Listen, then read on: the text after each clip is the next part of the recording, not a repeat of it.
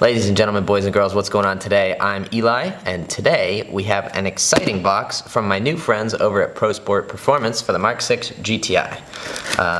So I hit Prosport up after looking through a number of gauges because I think theirs is kind of the sleekest, but also kind of more modern. I had just like a generic boost gauge in my Mk5, and like it was cool, but wasn't anything special. These are kind of fun looking, as you'll see. Well, they even hooked it up with some swag. No way. Yeah, these are fun. As you see, they're digital, so it adds a little bit of a modern touch. They change colors, so you can run a certain color during the day and a certain color during the night if you want to see stuff better.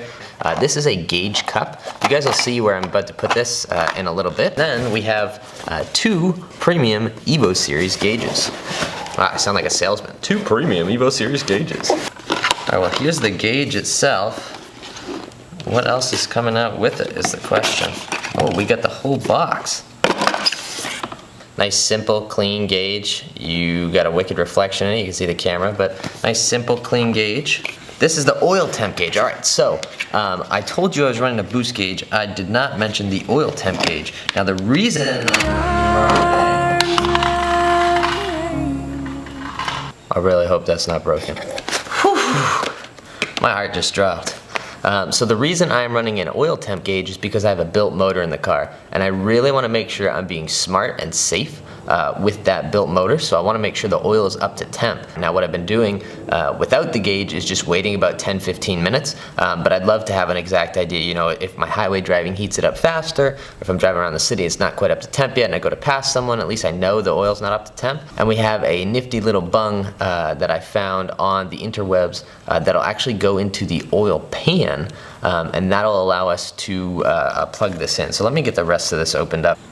This metal piece here, that's actually going to thread into this piece that I have for the oil pan, and that's going to pass back oil temperature. Then obviously we need to wire the gauge. So that's pretty cool. I'm really excited for that. I think this will be a nice clean look, and I'll show you guys where I'm going to mount this in a minute. Let me open up the boost gauge and we'll get everything squared away there. All right, so here we have the boost gauge, which is actually kind of cool because it looks the exact same as the oil pressure gauge. Or rather the oil temp gauge. We're not running an oil pressure gauge. I negated to do that. This is a digital boost gauge, so what an analog boost gauge would do is take the boost and have that move the needle up and down depending on the resistance. A digital one just uses the same thing. It still connects to a boost source, but instead of it just using the boost pressure to move the stepper motor and stuff like that, it actually converts it to a digital number, which is kind of nice because you can be a little bit more precise with that. My car very conveniently came with this empty gauge pod in the vent. I measured it, so this is a 52mm one. And that will actually slide right in there. I have to do the bolts, but that'll be my boost gauge up here, so that'll be something when I'm driving. I just look over here and I can see my boost and all that stuff. But I didn't want to run two gauges and have, you know, the oil temp over here and the boost here and stuff like that. And I had the boost gauge here on my Mk5, and sometimes it would just get in the way of the tach, so it's nice to have it over there. A little bit out of the way as far as reading goes. It's nice just to look down here, but I'll be able to read it over there, no problem. And then the other one is actually, I'm going to have my oil temp gauge, I'm going to have it sit right here. I'll obviously have to probably tilt it a little bit and also angle it. But the thought process is I won't be looking at oil temp quite as much. It'll still be readily available down here, but that way I don't clutter up my my dash up here with a bunch of gauges. All right, well, next day now, and we're getting the engine bay situated. So I already have the boost tap in here. Shout out to my buddy Justin, he hooked me up with that. This used to just be a block off. This car's actually really weird, and the PCV system isn't deleted. It's just hooked up to the catch can, which I don't believe is how it's supposed to be done. My homies at Integrated are probably gonna hook me up with an Africa plate here, is what they call it, to actually hook to the catch can and delete the PCV. Anyway, we have a boost tap here, and you'll notice the boost hose actually isn't very long. That's because that's gonna connect to this guy.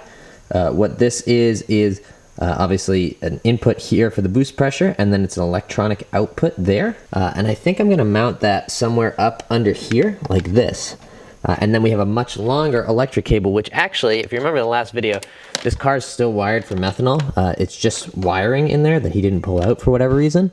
So we're gonna use this to pull our wire through that way, and then also pull the oil pressure stuff, or rather the oil temp stuff, through this way. I'm not quite sure what I'm gonna do with the oil temp stuff yet, because I don't have an ability to drain the pan right now.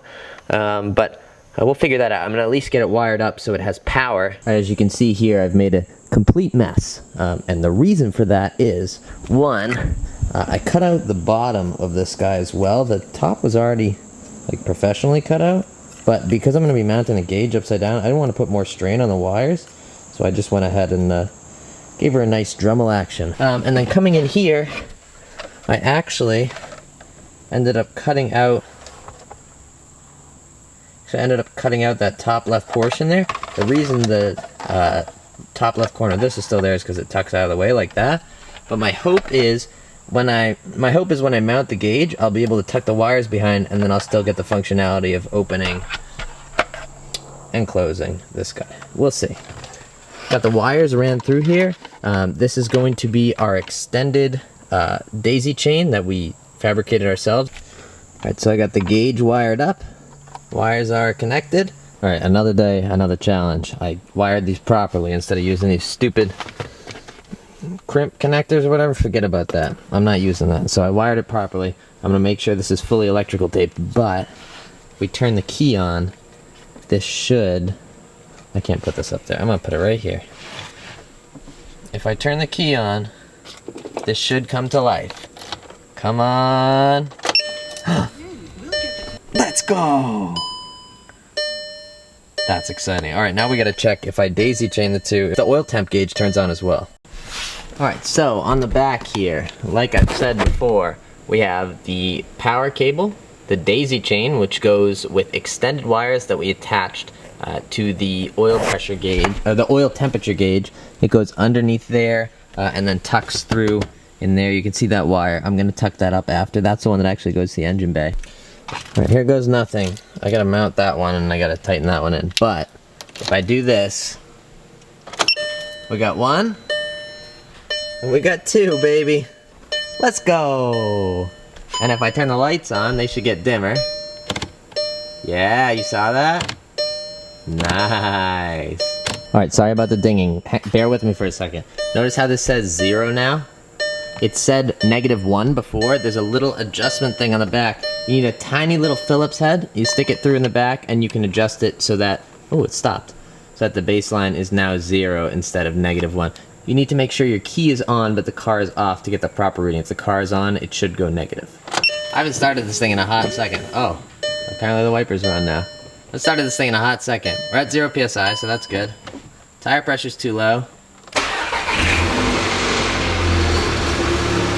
Oh, we're in business. How's that for a transition? All of a sudden, I'm not in my garage anymore. I'm with my dad. And we're gonna put these R888s that I got. These have been in videos before, but I haven't put them on the car because I've been slacking. So Billy's gonna dismount some tires. We're gonna make some stuff happen.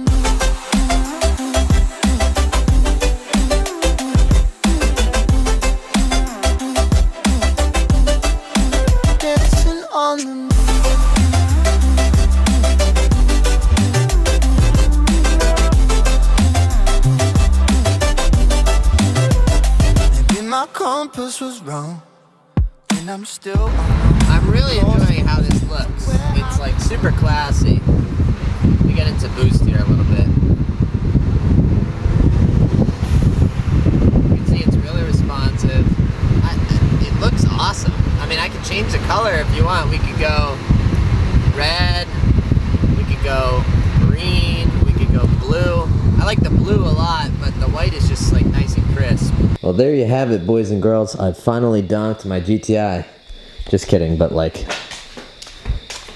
that's not great. Anyway, we have the HREs on now.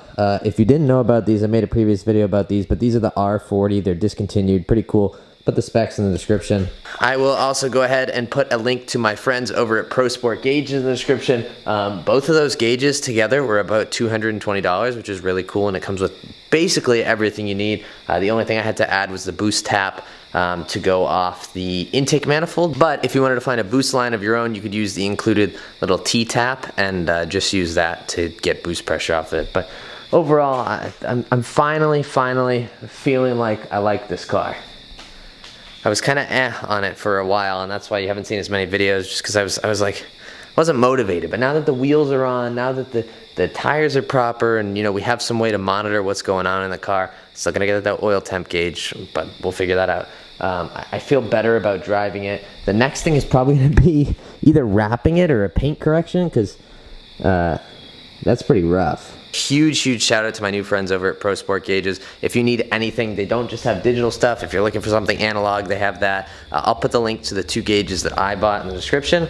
But if you want something different or something like that, I'll put their site down there as well. They have all sorts of stuff, so make sure to check them out, give them some love. Anyway, I hope you guys enjoyed this video. As always, thank you guys for watching. Go out there and spread some positivity, and I will catch you guys in the next video. Also, I feel like I did a much better job of bringing energy in this video. I feel like I'm excited to work on this car again.